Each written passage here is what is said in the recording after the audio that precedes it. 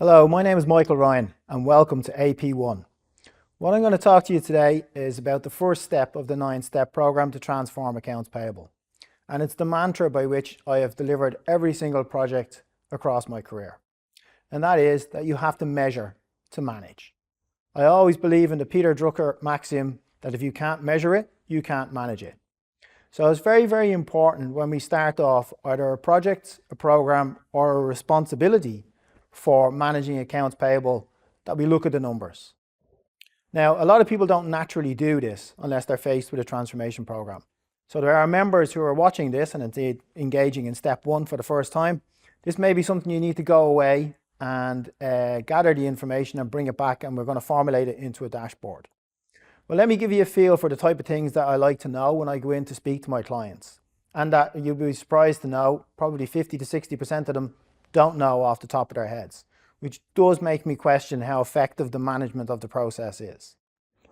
So the very first thing we do is we note how many staff are involved in the process. That's almost step one. Let's say we've got 20 heads. Within the 20 heads, we will have permanent staff, full-time staff, part-time staff, etc., and temps. What I'm really after is the volumes of transactions. This enables us to determine how efficient and how effective a process is. So what I always ask the accounts payable manager is, how many invoices do you process annually? This for me puts things in perspective.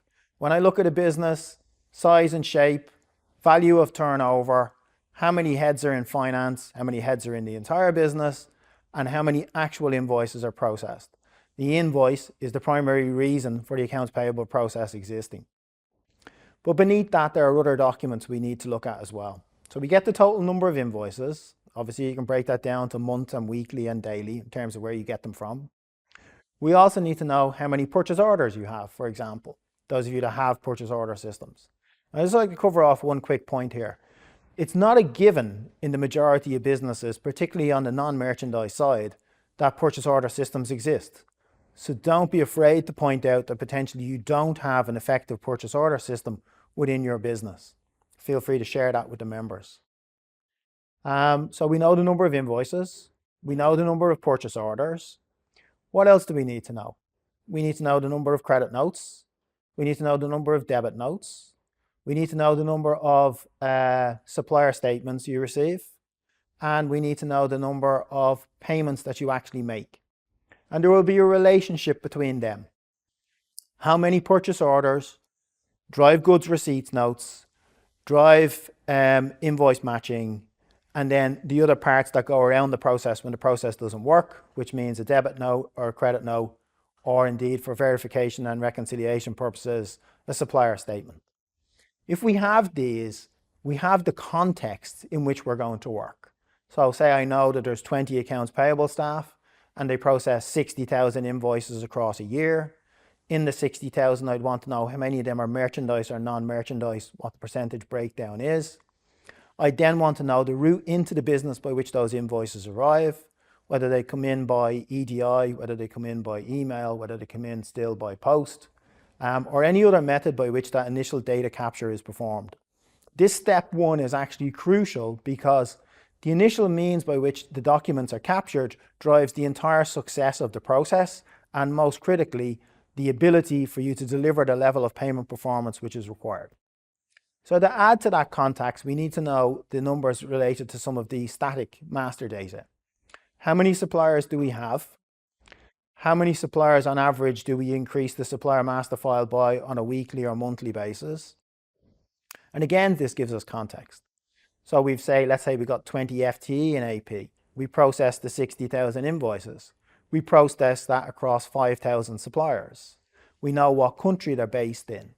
We know what business unit they support. This comes on to one of the critical things.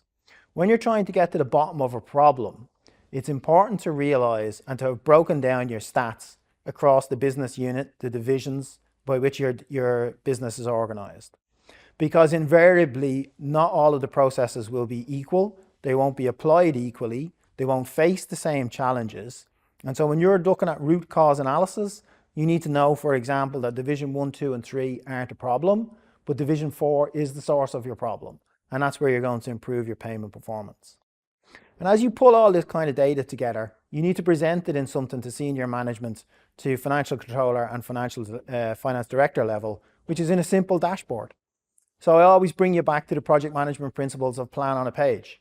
I expect to see the dashboard of the headline metrics of the accounts payable process on a single slide. If you can achieve that, we know where we started from. Then you can actually start to assess your performance. What's your match rate on invoice to purchase order? What's your first time match rate? What I'm really driving at then is beyond that is how effective do you pay your suppliers? Do you pay them on time? As we go through the 9 steps, you're going to see just how important this is to do for you, for your business reputation, and for the process efficiency and effectiveness that you're responsible for. So for me, this initial piece, it's the baseline of the 9 steps. It gives us everything in a single, easy to absorb dashboard, which if a finance director glanced at it on any given working day, they would know whether they do or don't have a problem. And that's what I'm driving you towards. Measure to manage. It is the bedrock of the 9 steps.